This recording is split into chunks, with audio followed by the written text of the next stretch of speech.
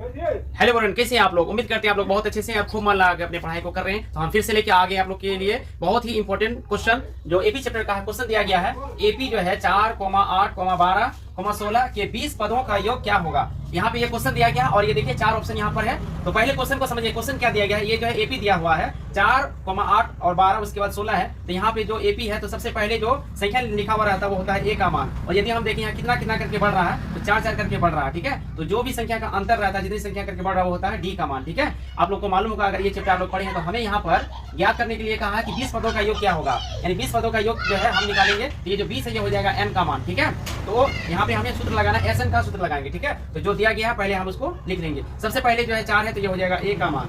तो ए का मान हम लोग लिख देंगे यहाँ पर 4। और फिर देखिए यहाँ पे कितना कितना करके बढ़ रहा है तो 4 करके बढ़ रहा है तो ये हो जाएगा आपका सार्व अंतर यानी डी का मान। तो डी का मान हो जाएगा 4।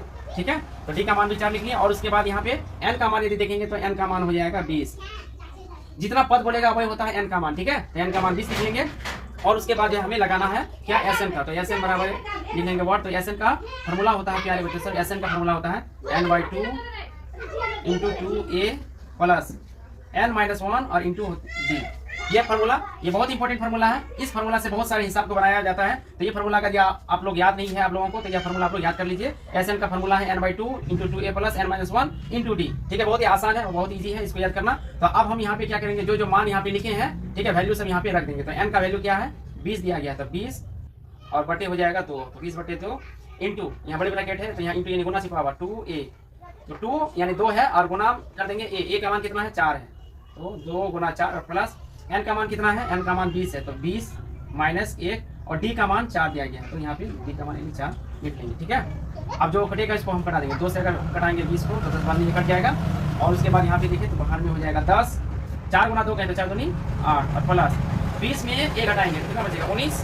यहाँ पे 19 बचेगा और 19 × 4 कर देंगे। डायरेक्ट हम 19 × 4 कर देते हैं। 19 × 4 हो जाएगा 76। ठीक है, 20 में घटाएंगे तो 19 बचेगा और 19 × 4 करेंगे तो हो जाएगा 76। ठीक है, आशा करते हैं आप लोग समझ गए यहाँ पर। उसके बाद फिर 10 और ये ब्रैकेट के अंदर में देखिए 8 + 76 है, तो दोनों को हम लोग जोड़ेंगे यानी 8 और 76 को जोड़ेंगे तो कितना हो जाएगा, ये हो जाएगा आपका 84। ठीक है, 84 हो जाएगा। अब उसके बाद फिर से ब्रैकेट के अंदर में 84 है तो फिर जब ब्रैकेट लगेगा तो क्या होगा, गुना होगा।